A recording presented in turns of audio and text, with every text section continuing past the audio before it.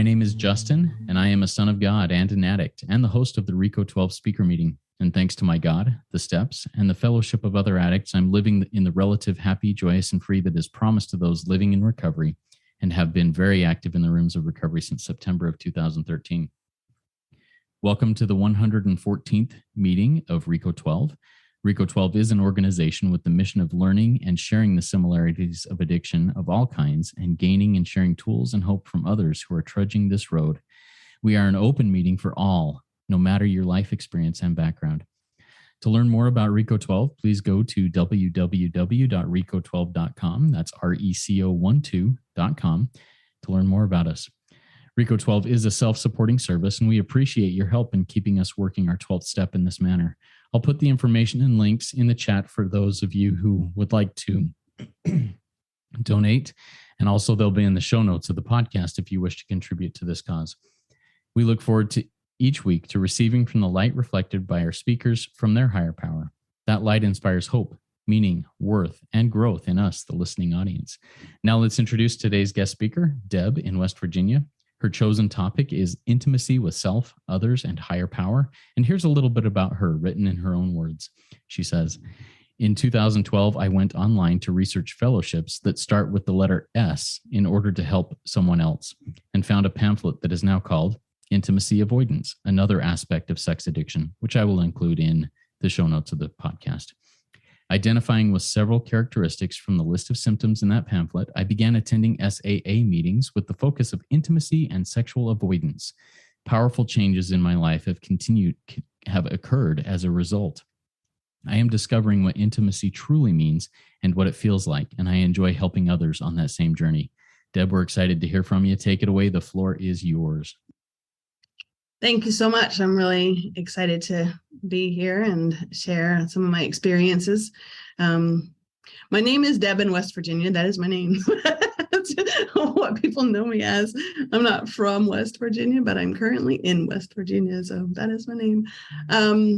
10 years ago, I started a recovery journey that has really shifted a lot of things for me. I'm going to kind of paint a picture of what things were like for me at that time. I was afraid of a lot of things. There was a lot of fear running my life. My main area of recovery was not in my awareness at that time. So I started looking at issues with food, with money, with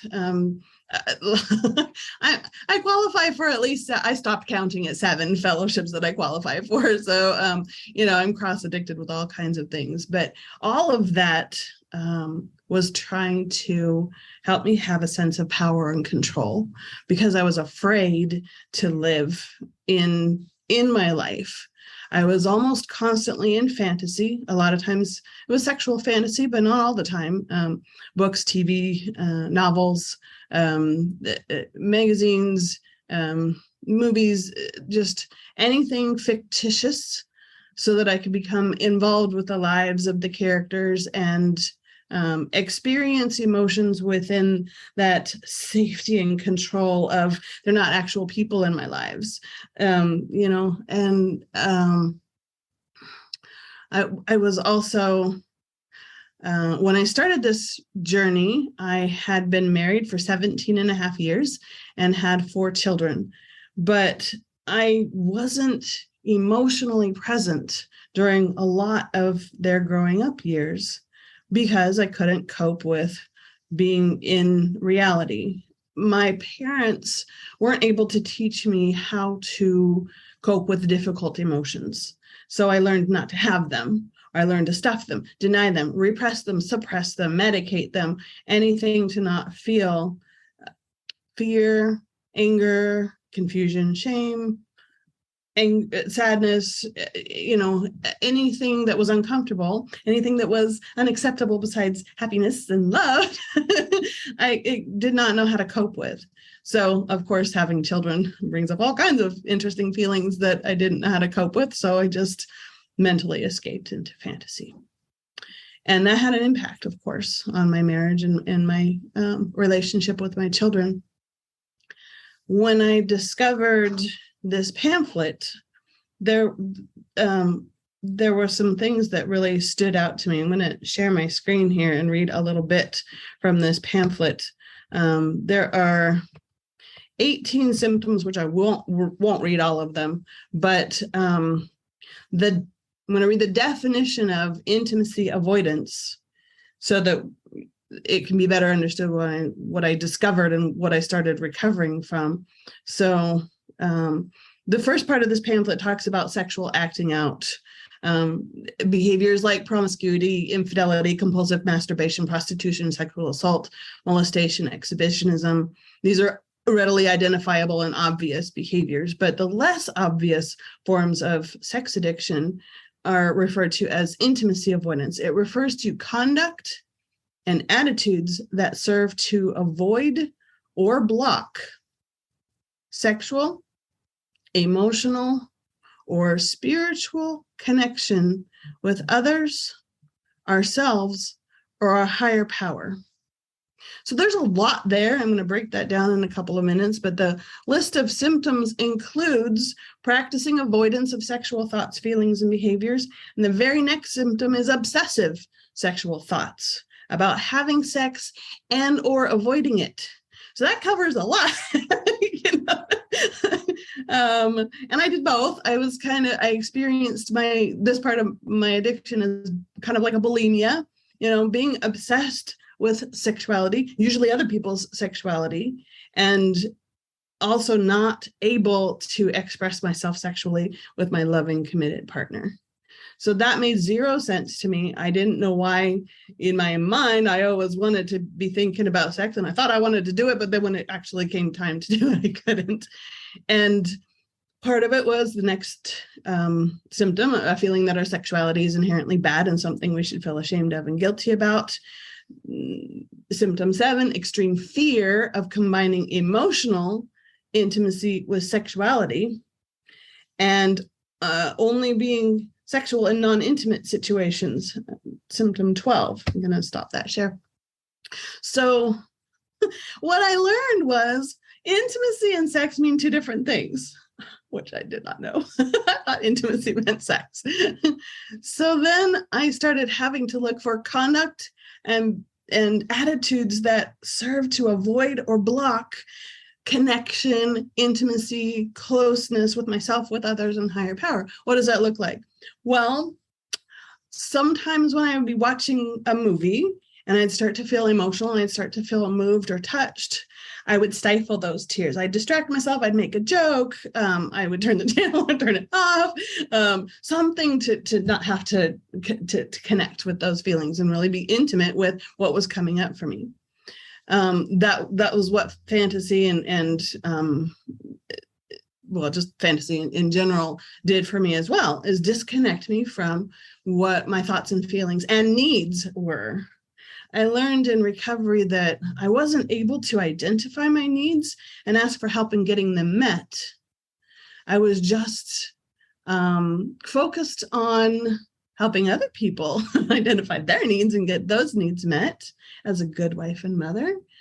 But it delved into codependency because I wasn't able to even recognize that I had needs, much less explore what that might be or ask for help in getting those needs met. Another way that I had conduct or attitudes that either helped me avoid or block. So avoid for me meant not have to feel it in the first place. So going to bed at a separate time as my partner to avoid maybe having an opportunity to be sexual. Avoiding social situations so that I didn't have to talk about myself or be seen or connect with groups of people, or only socializing in groups so I didn't have to have one-on-one conversations with anybody. Those are symptoms from the list as well. I relate to all 18 of the symptoms, but it took me 5 years to realize that. So anyway, those are ways to avoid potentially having to experience closeness or connection with myself or with other people.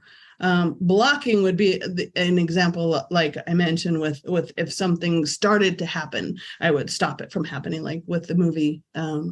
Or if my partner and I were kind of becoming affectionate and there was a vibe there and things looked like they were going to move forward, I would start talking about the groceries or the children or just talking compulsively, anything to kill that moment, because I just really had a hard time being lovingly sexual. Now, I could be sexual. I have 4 children. But it was related to fantasy. It was all about trying to make something happen. It was about intensity. It was about getting high. It was about medicating emotions. It was about having power or control or trying not to lose my partner or, any number of unhealthy things that were not good for me. So what I learned in recovery is to express myself by using my sexuality to express what? If sexuality is an expression, it's sending a message. What message do I want to send? I don't like the messages I was sending prior to recovery. Now I use my sexuality to express appreciation, affection, faith. My sexuality has been intertwined with my spirituality. It's an expression of spirituality. I never even thought that was possible. Before recovery, the higher power of my understanding, whom I call God, and sex were never in the same sentence, definitely not in the same room. And now I know that I cannot have healthier sexual experiences without inviting the God of my understanding into those experiences and asking for help in being present, in being able to give and receive loving affection, in knowing where to speak my needs, set boundaries, knowing how to ask for help or ask for what I need. When I first started being present during sexual experiences, I started having emotional flashbacks. So those who might be familiar with the concept of a flashback might think of a war veteran who hears a loud noise and immediately hits the floor thinking that they're under fire. An emotional flashback doesn't have images or memories associated with it often. It's more like the emotions of a stressful or traumatic experience from the past without any context with which to understand it. And when this started happening to me, things would be going well. I'd be connecting with my partner, would be loving, I'd be present. And then all of a sudden I'd be shaking and crying. And I was like, what the heck? That doesn't make any sense because nothing going on right now is unsafe. So, and as I started exploring and learning about that, I started to realize that a lot of my reactions were emotional flashbacks. Something would happen in my life and I would react in a much stronger, over-the-top way that didn't correspond with, like, for example, somebody would say something to tick me off, which, having children, that happens. But the way I would respond is as if I were in threat mode, fight or flight, and that cues me that there's something else going on besides just, what I would work a resentment inventory on.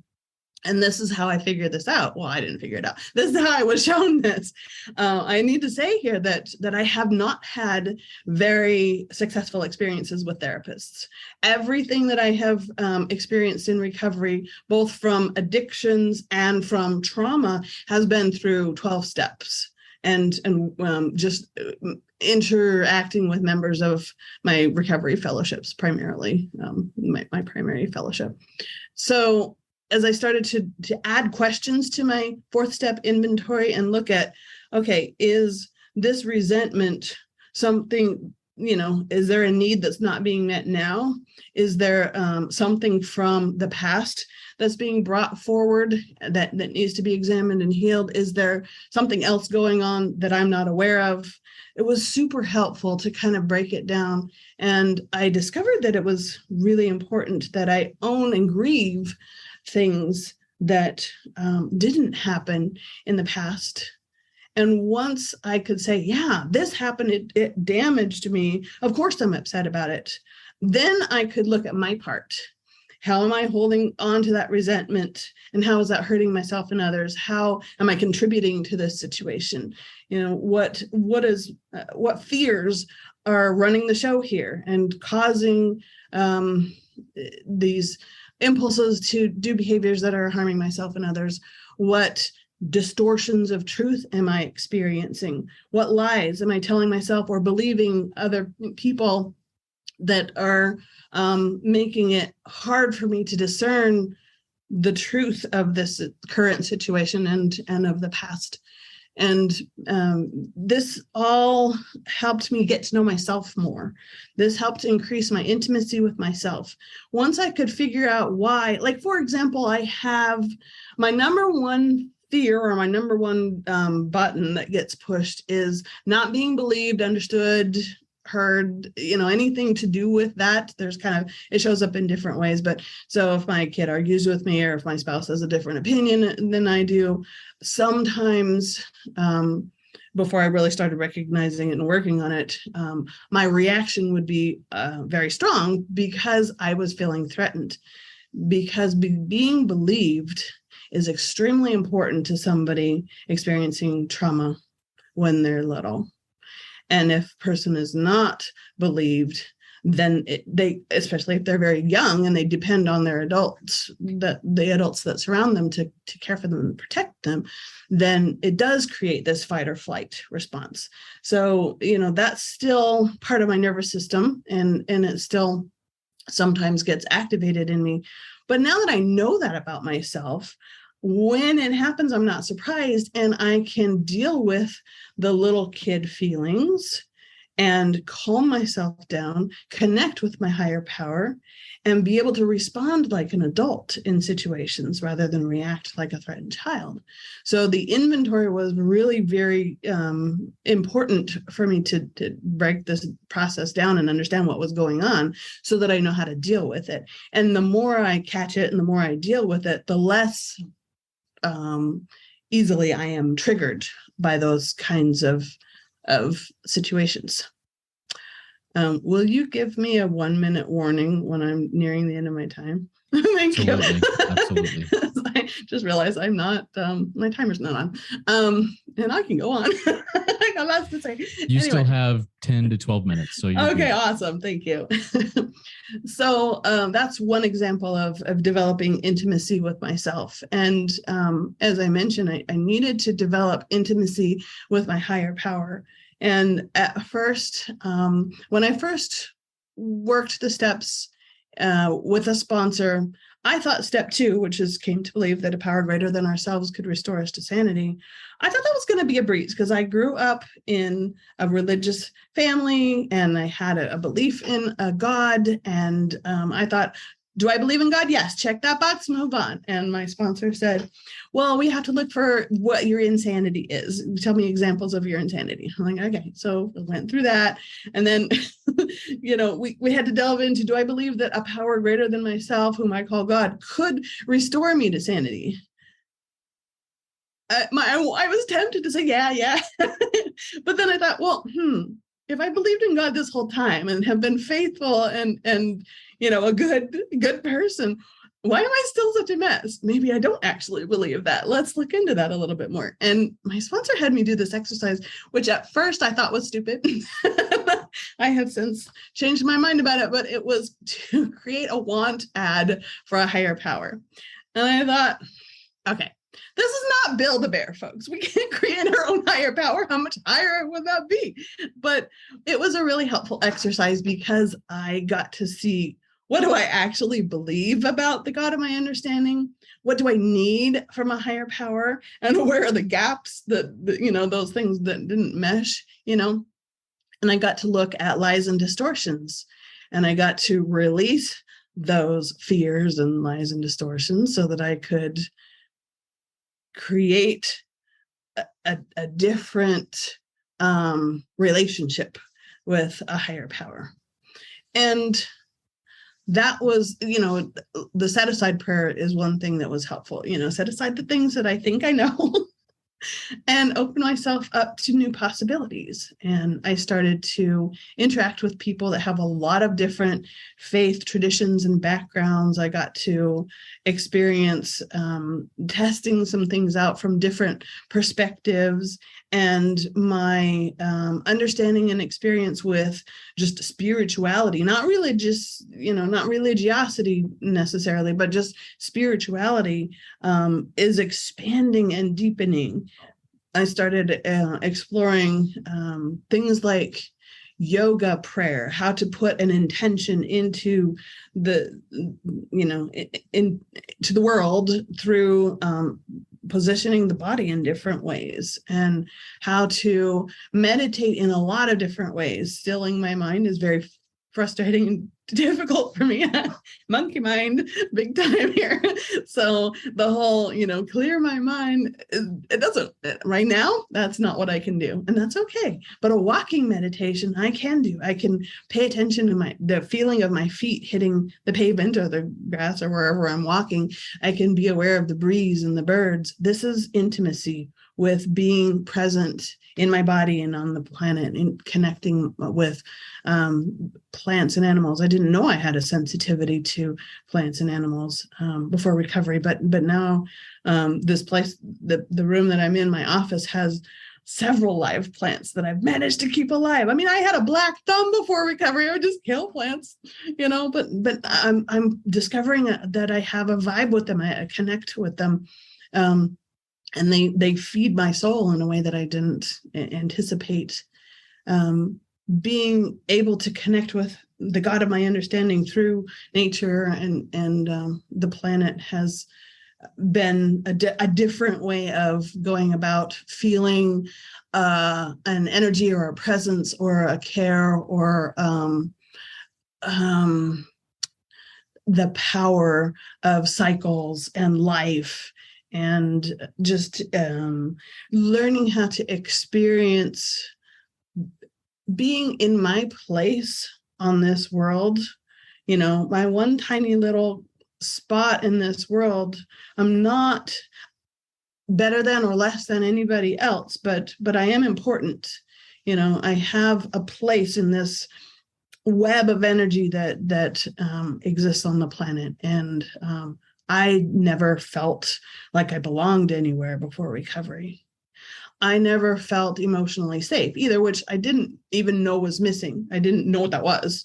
But in the rooms of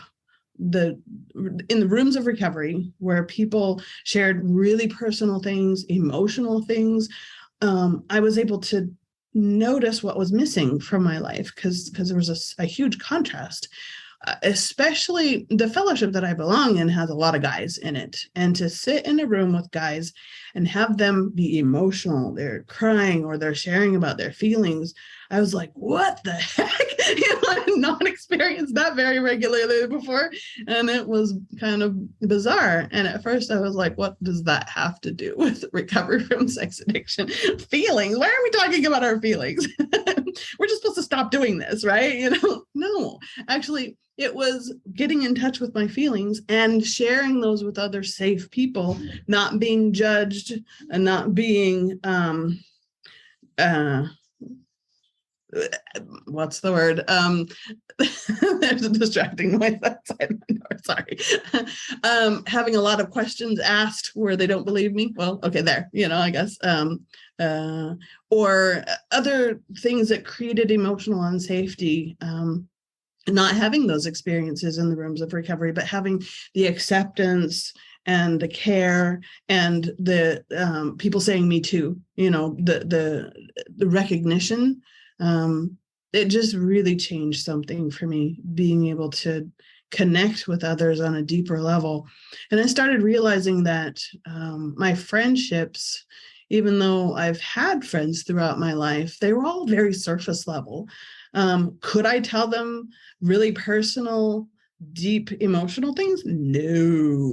No, we talked about what was on TV or what we were buying, or complain about other people or whatever. But no, I couldn't share. I wasn't in touch with myself enough to have anything to share anyway.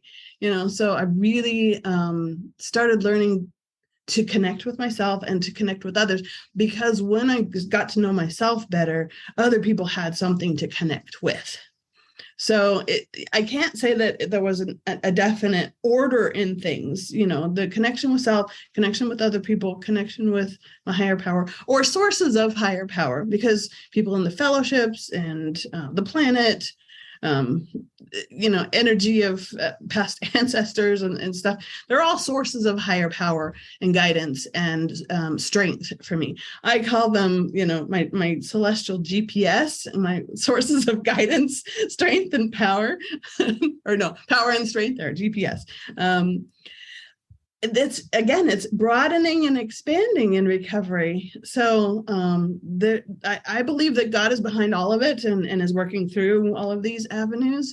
But I'm grateful that during the times when I don't feel like I can connect directly with God, because there are some times when my spiritual fitness or my emotional state makes it more difficult to connect directly with God, I can call a friend in the fellowship, or I can journal, or I can walk in nature.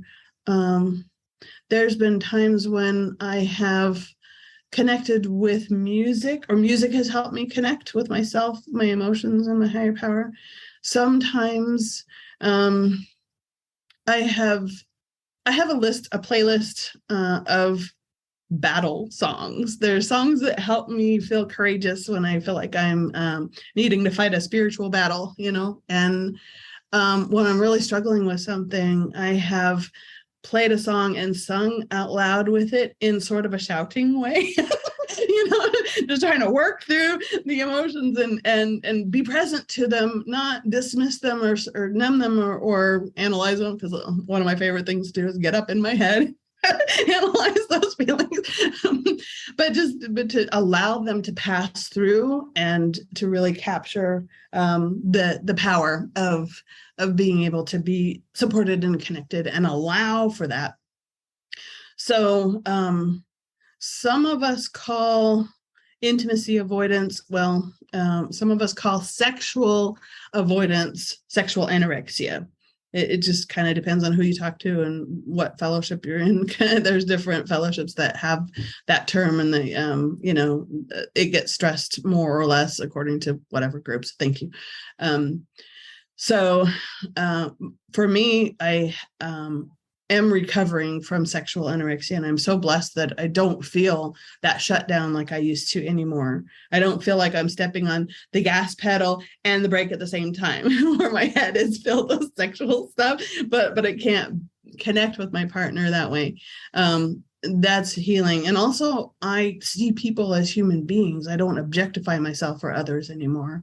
I'm grateful that those areas are recovering. I also am grateful that I'm not as anorexic or self-starving from connection with other people emotionally. I've experienced emotional anorexia. I've experienced spiritual anorexia, where I just, my prayers were sort of like a list of demands, and there weren't any sort of connection at all. There was no two-way about it.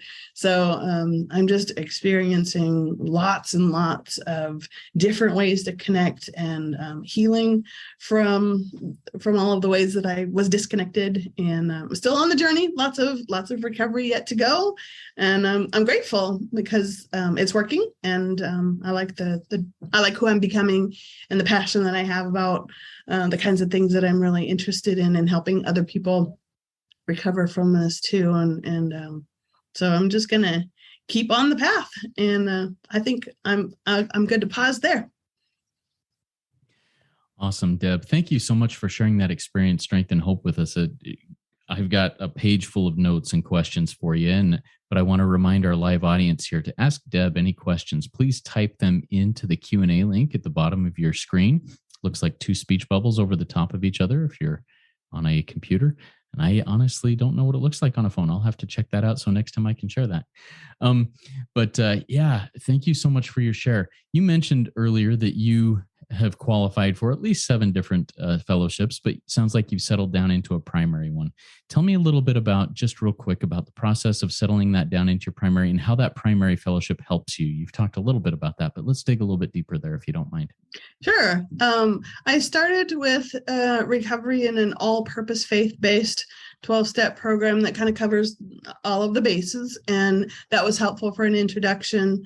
At that time, I was not identifying as a sex addict or anything to do with sexual issues. So it was helpful for me to say, oh, okay, there's food issues, there's money issues, etc. But then when I went online to research as fellowships, I identified with the list of characteristics and thought, oh my goodness, new avenue. And when I started to connect with people in SAA, that really quickly became my main focus. I could see how intimacy avoidance, it wasn't just sexual avoidance for me, it was intimacy avoidance, and how that was actually at the base of my food issues and my money issues and all of the other, the codependency issues and all of the other stuff. So grateful I didn't have to join 7 different fellowships. For me, focusing on this really changed a lot for me in all of the areas of my life. Yeah, thank you for sharing that, Deb. I really appreciate it. All right, our first question from our live audience comes from an anonymous attendee. They say, hey, Deb, thank you for being vulnerable and for sharing. What a great example of hope. You talked about how at one point in your life, connection with yourself, others, and God just wasn't there. But now you do have that connection. My question is, how did that happen? Was there one particular event that happened that brought about the change? Or if it was a slow process, what was it that provoked your initial desire to change the course of your life? Wow, that's a great question. No, it wasn't one event. It was over time. I did come in contact with a book that has been helpful for me. It's called Sexual Anorexia, Overcoming Sexual Self-Hatred by Patrick Carnes. And he takes the 12 steps and pairs them with 12 dimensions of healthier sexuality. Well, the first part of the book talks about, how sex addiction, what is its relationship to sexual anorexia? There were 2 sides of the same coin in his mind. And I agree, that's been in my experience. What kind of families do, blah, blah, blah, at the first part of the book. But the second part of the book talks about the dimensions of healthier sexuality. And the first 2, the ones that correlate with step 1 and 2, were super helpful for me. Step 1, first, admitted that we're powerless over fill in the blank and that our lives have become unmanageable. He pairs with nurturing, which at first made 0 sense to me. It's like comparing apples and houses. What does nurturing have to do with admitting that we're powerless over something? But he points out that we can admit that we're powerless all we want, but unless we receive support and help and nurture and care, admitting something doesn't do me any good. So I needed to learn how to receive nurture. I needed how to nurture myself. I needed how to learn how to treat myself with gentleness and respect, because that way I could ask for that from other people. I could understand what nurture felt like. Sex is supposed to be nurturing. I did not know that. That was a shocker for me. But learning how to nurture myself and learning what nurture felt like and being able to give and receive nurture was really crucial to my recovery. And then the principle that it connects with step 2 is sensuality of the senses, which when I'm in fantasy, I'm disconnected from my body, from my senses, all of the input that our senses bring in on a regular basis. So I started doing nurturing exercises regularly and sensory awareness exercises regularly to start noting and paying attention and sharing with other people things that I was seeing or hearing or touching or tasting or smelling. And just starting to tune into that tuned me into my higher power in a very different way. At first I thought, this is dumb. I can't smell God. or whatever. But I learned that by being able to have the experience of smelling some hand lotion, for example, or something delicious cooking in the oven, I was able to experience gratitude and appreciation and pleasure. And those things weren't scary to me like they were in a sexual situation at the beginning of recovery. So that helped move me towards connecting with myself and connecting with my higher power. And little by little, my spiritual awakening was very much like not being in a cloud anymore, having my feet firmly on the ground and feeling the weight of gravity on my body, being able to interact with the world in a safe way. And I had to learn how to set boundaries. That was the third thing that was really important, is learning how to say, that's not okay with me. I'd prefer if you treat me this way. If you don't, here's what I'm going to need to do. And being able to treat myself with respect and request that others do as well, and have consequences if they don't. And I couldn't do that before. So those were three things that were really helpful in connecting with self, others, and higher power. Thank you for sharing that. I really appreciate that. That gives me additional thoughts to mull over here. One thing that you brought up during your share, Deb, is that you talked about trauma or harms that had happened in youth, and the process, and being able to own and grieve those things in order to move forward. What does that look like to you? And do you have any maybe specific examples that you're willing to share with us in that process? Sure. When I started recovery, I did not think I had any trauma, because I heard people having these major, what I call big T trauma experiences that are just obviously, life changing. And I had one that I could think of, which included inappropriate sexual behavior when I was little with an adult. And that did change the course of my life, and definitely caused the need to be heard and believed and understood. There were other things that happened with men, particularly that kind of reinforced and enhanced my fear and hatred of men. And that really persisted in my life until recovery, when I got to hear the men being emotional and see them as human beings, and shifted a lot in me when I related to the kinds of emotions and experiences that they were sharing. So let me backtrack here. I took myself on a rabbit trail. Remind me of the question again, please.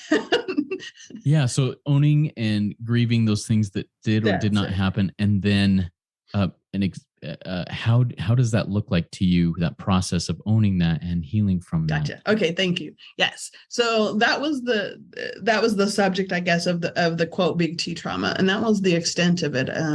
The rest of the stuff that I've discovered over the years that were what some would call little T trauma are things that like emotional misalignment, like the lack of attunement, not feeling emotionally connected with the people that I was surrounded with as I was growing up. And I wasn't aware of it at the time. I didn't really feel like there was anything different or missing or anything until I got in the rooms of recovery and could experience something different. And then by comparison, realized that wasn't there. And that was a source of grief. It still is, to know that that's had an impact. And not that I have great parents. They were what what the trauma recovery books call good enough parents, but we all have challenges and issues, and what they weren't able to do had an impact, just like what I wasn't able to do with my kids has had an impact. And I recognize that, and being able to grieve that, to own that and say, yeah, this was missing, and here's the effects that it had on my life, and it made it difficult or impossible for me to do X, Y, and Z. But now, because of recovery, I'm having corrective experiences. Those connections and needs that weren't met when I was little, I'm learning how to be my own wise, loving inner parent, and really be there for myself and attune with myself. And I'm learning how to attune with other people. Just being able to really be seen and heard and feel safe in doing that has healed a bunch of stuff for me. So I hope that answers your question. Yeah, thank you so much, Deb. Kind of building on that a little bit, just recently, like in the last week, maybe a little over a week, I've had a blind spot that I've had my whole life kind of revealed a little bit to me, a new, well, not new blind spot, but I've seen it for the first time really. And it's been painful. I don't like it. And I'm very resistant to shining the light on it anymore. I'm hiding from it. And it definitely affects emotional intimacy with others, which takes the entire circle of all of the intimacies in there. And I'm just resistant to that. How do you own when you own one of those weaknesses, one of those traumas, one of those things that I'm perpetrating, for example? How do you own that and then make that into a strength of sorts? That's a fascinating question. Trying to think of if I have an example of that. What's coming to mind is an amend process. Two of them. So here's an example of fighting with myself to not really sure I want to feel those emotions or share them. So it's always a good idea for me to check in with myself, and if there's hesitation, to kind of just work with those parts of me that are feeling that hesitation, because if I just shove it aside and bulldoze forward, then I do damage to myself. So this is an example. It's fascinating how higher power works. This is just as it's falling out of my mouth, I'm like, this is not where I was going, but this is actually where I need to go. So there we go. So what I've been learning about is personifying emotions. Instead of I am scared or I am angry or even I am feeling angry, I say a part of me is feeling scared, a part of me is feeling angry. And by using that language and even visualizing those emotions as either younger versions of myself or animals or objects or however they want to show up in my imagination, I'm able to dialogue with those emotions and get more information about myself. So it's using the ability to dissociate to do an inventory, basically, what's going on behind the scenes here, what's driving this. And as I've started learning how to do this, what's called parts work, being able to further understand what's coming up for me and help those parts of me trust me. And when I say me or self, capital S self, I'm talking about the connected to God self, the adult that has the ability to respond instead of react. As I do that, then I'm able to tend to the needs of the parts that are feeling fear or anger or whatever it is they're feeling. And then I'm able to respond in a situation as an adult.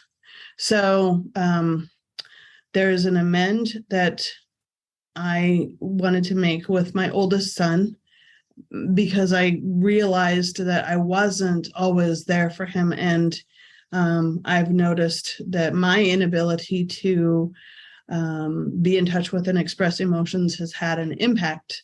And I don't think at the time when I attempted to have that conversation that he was at a stage where he could really get or understand what I was talking about. But it did help me to feel better, to be able to articulate it and to be aware of it, and continue to make a living amend by inviting sharing that is on a deeper, more emotional level, creating emotional safety. Another thing is coming to my mind. Certain attitudes that I've had that have started to needed to shift as far as openness to things that I have been taught, or, quote, road bad or wrong or unacceptable or whatever, from a religious context. I've had to examine this is hard to put into words. I've had to separate behavior from people, and I've had to really open myself up to what does my higher power want for me and want for the individuals that I'm trying to connect with. And being able to navigate very challenging, murky waters where I don't have answers and things aren't clear. I don't know where I stand on some things. I don't understand some things. There's questions that aren't answered. It gets very complicated. But because I am learning how to follow my gut, deal with whatever comes up emotionally, and help those parts of me calm down, respond to situations as an adult, and connect on an emotional level, the rest of it doesn't matter. It's helpful to just ask for my higher power's help in tuning into what is really important in this situation, and just releasing the rest into the hands of my higher power. And not being about outcomes or not being about the details, just being about people, connecting with people. I don't know if that's helpful. No, very helpful. In fact, I want to build on that just a little bit with this next question. You talked about your sponsor had you put together a want ad for a new higher power to dispel the lies. How did you put it? The lies, the distortions that you had put on that higher power during your life, in your walk in faith, in your walk in life. As you have done that, and as you have created a new relationship with your higher power, with the God of your current understanding that I'm sure continues to develop, how has that affected your lifelong spiritual faith walk? Has that changed anything in what you've done in your walk in your own faith or religion practice? Yes. Yes, the short answer is yes. So I'm reminded of a movie, The Little Mermaid, where the seagull comes on and says, "This is this and this is that." Actually, I'm reminded of whoever the character that was quoting, making fun of the seagull. That was me. That was the seagull who thought I knew everything, and the fork is something you comb your hair with. Of course it is. Doesn't everybody know that?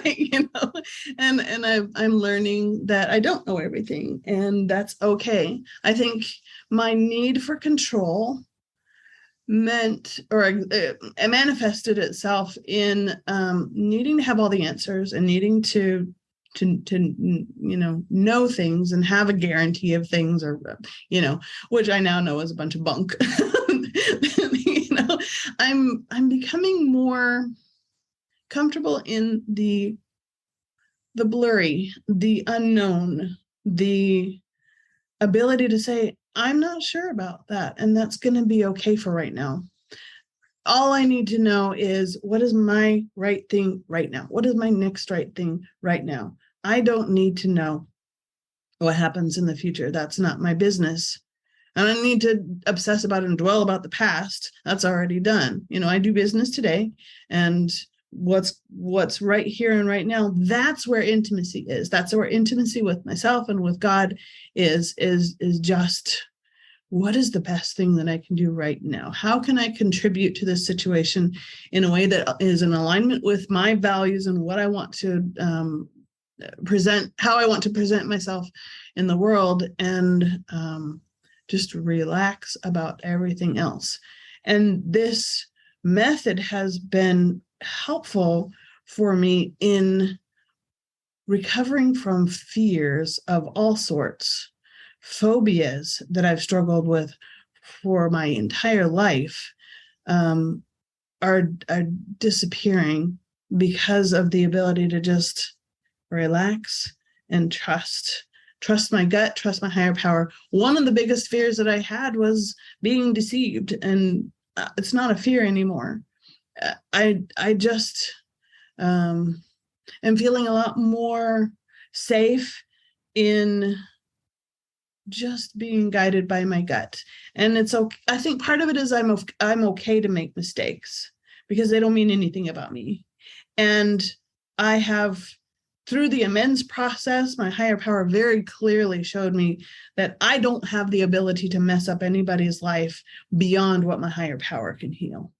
So that was a big relief, because I've messed up people's lives, myself included. I've done a lot of messing up, but it's not on me to fix it. That's my higher power's job. And so my job is just to become open to allowing those changes to happen in me and helping facilitate those changes with other people, but releasing the outcome to the hands of the higher power.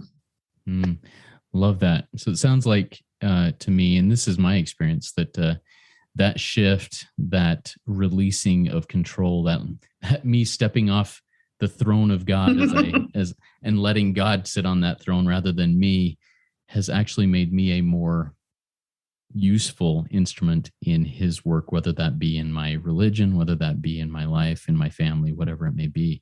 Did I sum that up pretty well? Very well. Yeah, thank you. All right. I think that we can start wrapping this up. Do you have any other words of wisdom for us, Deb? Let me see. Yes, fascinatingly, here's an example of reduction of fear and an increase in trust in my higher power. Other times that I've given presentations in the past, I have written out every word, including the conversational, and so,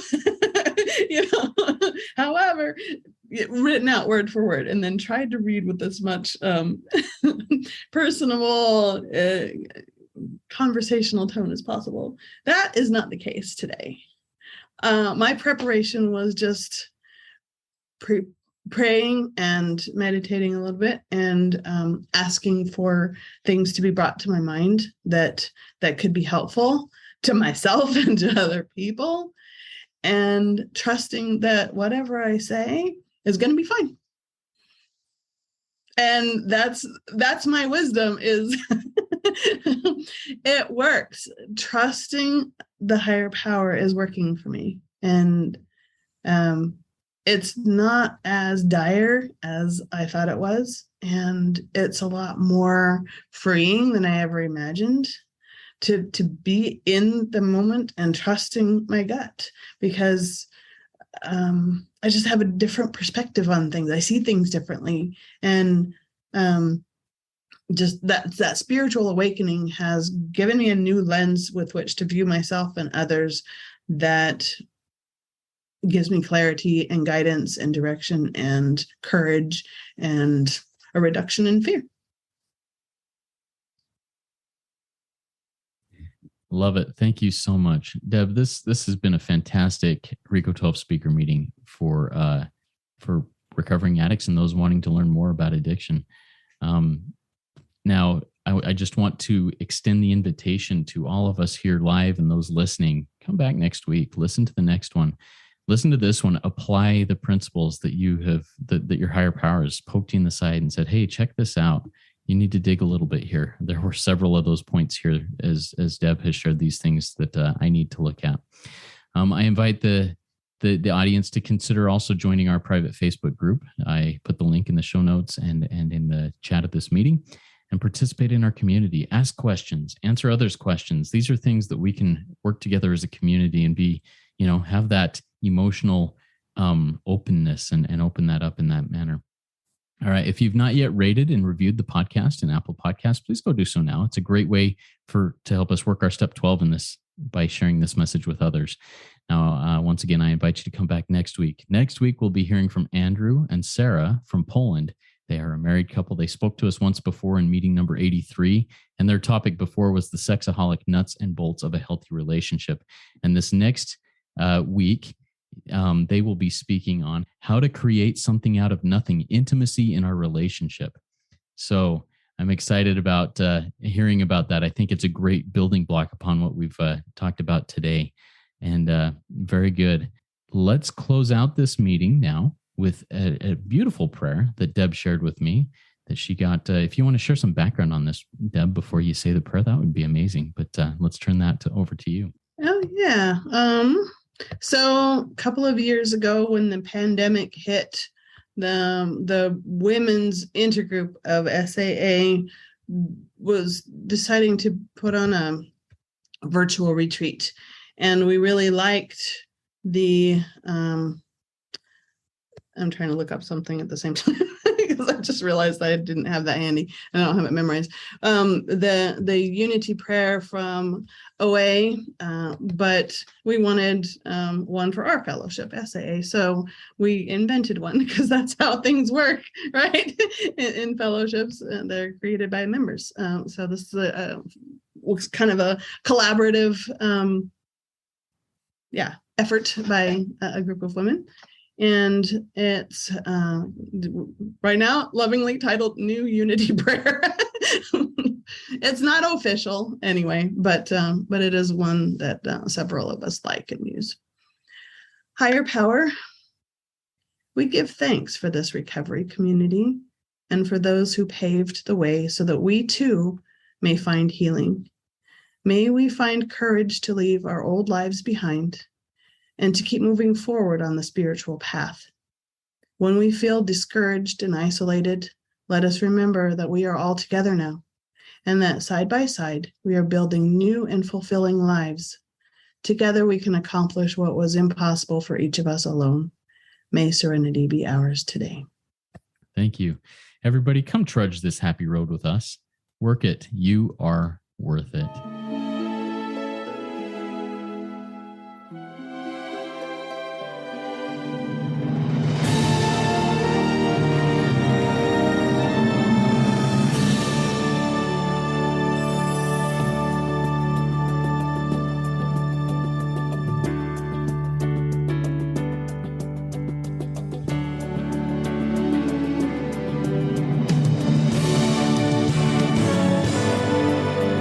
Standing still a moment, carving out this time, reflecting on the landscape of this life of mine. Peaks too high to conquer, streams too wide to cross, troughs too deep to walk through without incurring loss. Yet here I am, still standing tall, despite the rough terrain. One like me survived the storms and walked through wind and rain. Still standing, I will fight the good fight, still searching